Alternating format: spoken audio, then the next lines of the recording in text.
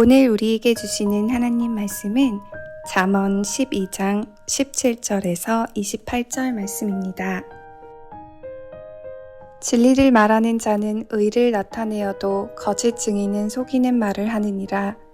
칼로 찌름같이 함부로 말하는 자가 있거니와 지혜로운 자의 혀는 양약과 같으니라. 진실한 입술은 영원히 보존되거니와 거짓 혀는 잠시 동안만 있을 뿐이니라. 악을 꾀하는 자의 마음에는 속임이 있고 화평을 의논하는 자에게는 희락이 있느니라. 의인에게는 어떤 재앙도 임하지 아니하려니와 악인에게는 앙화가 가득하리라. 거짓 입술은 여호와께 미움을 받아도 진실하게 행하는 자는 그의 기뻐하심을 받느니라. 슬기로운 자는 지식을 감추어도 미련한 자의 마음은 미련한 것을 전파하느니라. 부지런한 자의 손은 사람을 다스리게 되어도 게으른 자는 불임을 받느니라.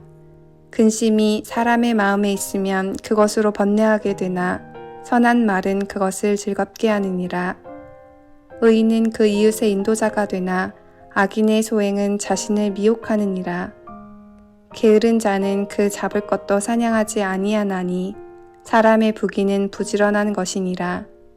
공의로운 길에 생명이 있나니 그 길에는 사망이 없느니라.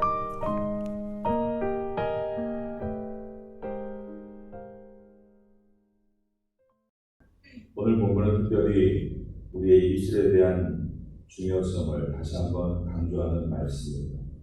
우리가 어떤 말을 하는가에 따라서 우리의 삶의 방향이 바뀌고 또한 삶의 열매가 달라진다는 이야기입니다. 오늘 본문의 7절이 잠언 12장 17절을 보겠습니다. 진리를 말하는 자는 의를 나타내어도 거짓 증인은 속이는 말을 합니다. 이 17절은 법정 용어들이 쓰여져 있습니다. 법정에서 진리를 말하는 자는 의를 나타냅니다. 그러나 거짓 증인은 속이는 말을 합니다. 법정은 가장 신성한 곳입니다.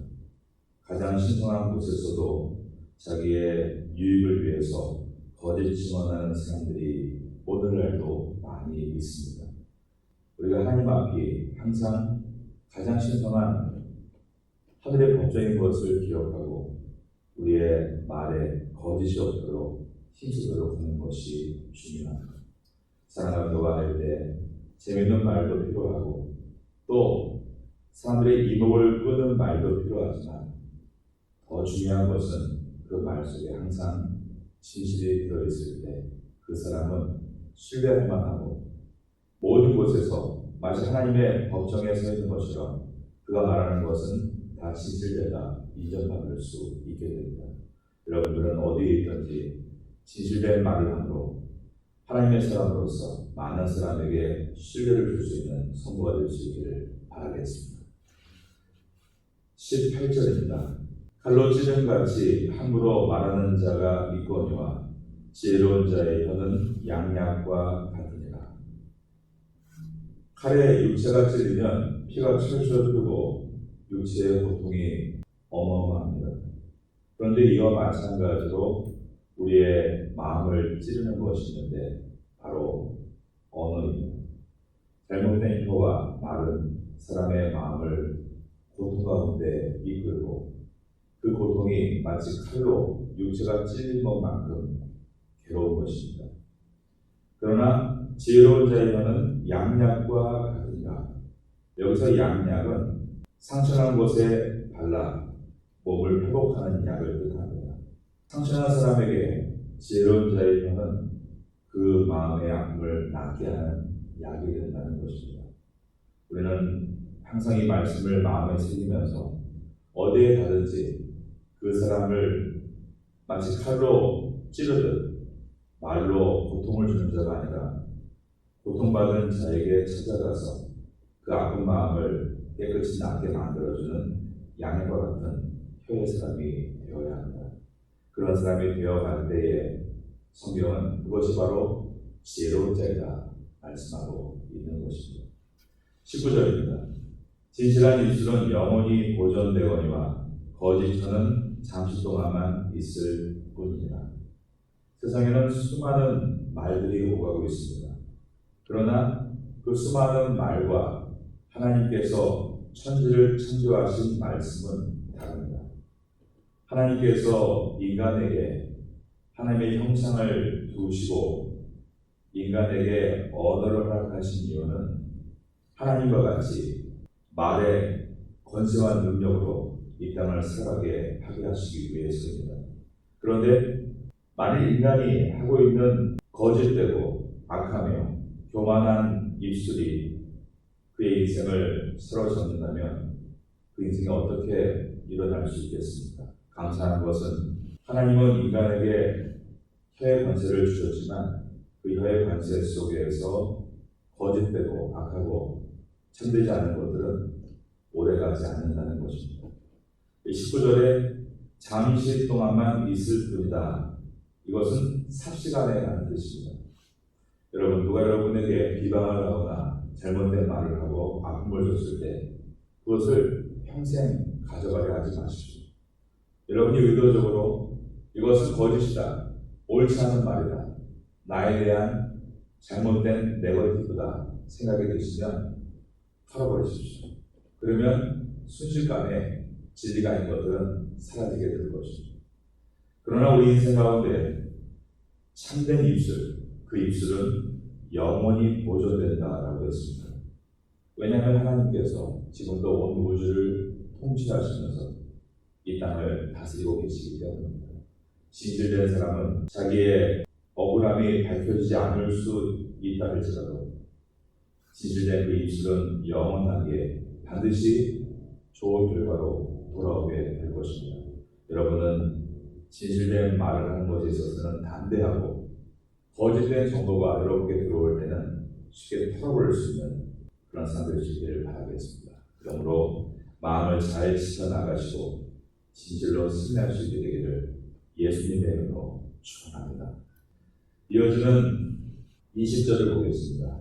악을 꾀하는 자의 마음에는 속임이 있고 화평을 의논하는 자에게는 희락이 있느니라. 여기서 화평을 의논한다. 이것도 혀에 대한 이야기입니다. 평화에 대해서 이야기하고 평화를 품고 소망하고 나누는 것입니다. 그런 자에게는 희락, 즉 기쁨이 있다라고 말씀했습니다. 그러나 악인은 악을 꾀하고 속임이 가득하고 그 결과가 21절에 보시면 악인에게는 앙화가 가득하리라 라고 했습니다. 이 앙화, 재앙이라는 뜻입니다. 21절에 보면 의인에게는 어떤 재앙도 임하지 아니하려니와 악인에게는 앙화가 가득하리라, 즉 재앙이 가득하리라 라고 말씀합니다. 의인에게 환난이 있습니다. 그리고 악인에게도 환난이 있습니다. 그러나 의인에게 오는 환난은 재앙은 아닙니다. 하나님의 심판이 아니고 오히려 의인에게 환난은 그를 연단하는 귀한 교보제가 될 수 있습니다. 그러나 악인에게는 그 환난이 재앙으로 찾아옵니다. 소돔 고모라가 망하는 모습은 연단이 아니라 재앙이었습니다. 그러나 아브라함이 겪었던 비극은 그를 연단시켜서 더욱더 하나님의 사랑을 세우는 교보제가 되었습니다. 이와 같이 의인의 방향과 악인의 방향은 그 차이가 천양지 차가 나는 것입니다. 22절입니다. 거짓 입술은 여호와께 미움을 받아도 진실하게 행하는 자는 그의 기뻐하심을 받느니라. 그렇다면 의인과 악인을 가르는 것이 무엇인가? 어제 우리가 살펴본 것은 그 마음이라고 했고 오늘은 마음의 결과인 입술에 대해서 말씀하고 있습니다. 거짓 입술은 여호와께 심판을 받고 그러나 진실한 입술로 행하는 자는 그의 기뻐하심을 받느니라. 자문은 점점 우리의 의로움이 어떻게 이어져 가야 되는가를 보여주고 있습니다. 첫 번째가 생각이었고 두 번째가 말이고 세 번째는 우리의 행동입니다. 24절을 보겠습니다. 부지런한 자의 손은 사람을 다스리게 되어도 게으른 자는 부림을 받느니라. 여기서 부지런한 자의 손, 원의 뜻은 손을 편 상태, 편손을 말합니다. 이것은 사람들을 돕는 손이고 일하는 손이며 그리고 근면한 손입니다. 이와 같이 의인은 생각을 거룩하고 경건하고 건강하게 만들고 그리고 나서 그러한 경건한 생각을 언어로 표현하고 그리고 이제는 행동으로 나타낼 때는 근면한 손이 되어서 남을 돕고 선한 일에 동참한다는 것입니다. 바로 이것이 하나님의 사람의 모습이다라는 것을 자문이 계속해서 말씀하고 있습니다. 25절에 보면 근심이 사람의 마음에 있으면 그것으로 번뇌하게 되나 선한 말은 그것을 즐겁게 하느니라. 다시 한번 언어에 대해서 특별히 긍정의 말에 대해서 말씀합니다. 우리가 긍정의 말을 해야 한다라는 말들을 많이 합니다. 이것은 기독교가 아닌 곳에서도 하고 있는 말이고 그리고 기독교 안에도 긍정의 힘이다 그러면서 세상에 가지고 있는 사상이 교회 안으로 들어오기도 합니다. 가령 내가 원하는 것을 입으로 선포하는 겁니다. 그래서 그 원하는 것을 얻었다. 이것이 긍정의 힘을 가지고 말하는 사람들의 주장입니다. 그러나 기독교에서 말하는 긍정은 그런 의미는 아닙니다. 기독교의 긍정은 내가 원하는 것을 선포해서 그 긍정의 힘을 가지고 원하는 것을 얻는 것이 아니라 하나님의 뜻이 무엇입니까를 묻는 것으로 시작이 됩니다. 하나님의 말씀을 묵상하는 것으로부터 시작이 되는 것입니다. 다윗은 큰 고난이 있을 때 자기의 과거를 떠올렸습니다. 그것은 늘 목자로서 들판에서 하나님을 묵상하는 일이었습니다.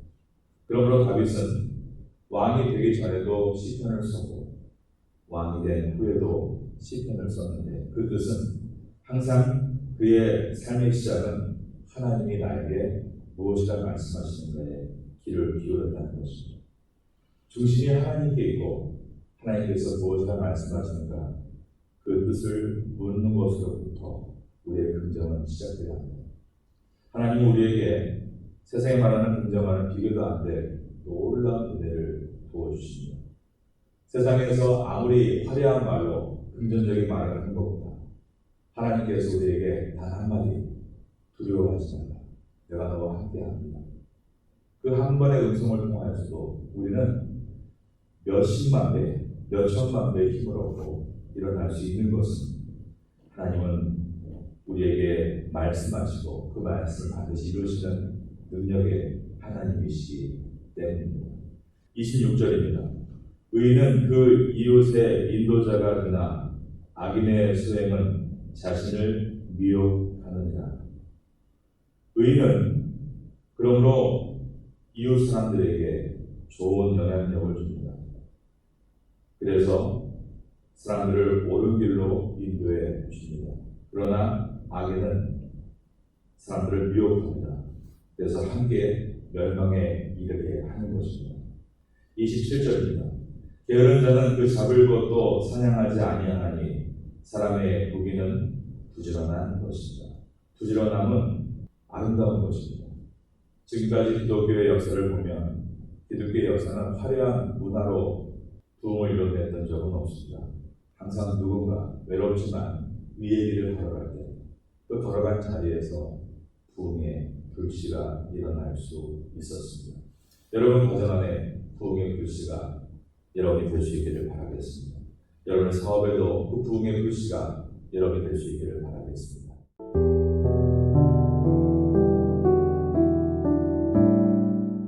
지금은 함께 기도하는 시간입니다. 11월의 기도 제목은 첫째, 새해 하나님께서 주실 교회 비전을 위해. 둘째, 새해 하나님께서 만들어 가실 각 부 및 각 팀 구성을 위해. 셋째, 새해 새롭게 시작하는 교회 학교와 태국 예배부와 장애인부를 위해. 넷째, 새해 하나님께서 인도하실 개인의 가정과 학업과 사업을 위해 말씀을 붙잡고 기도하는 귀한 시간 되시기를 소망합니다.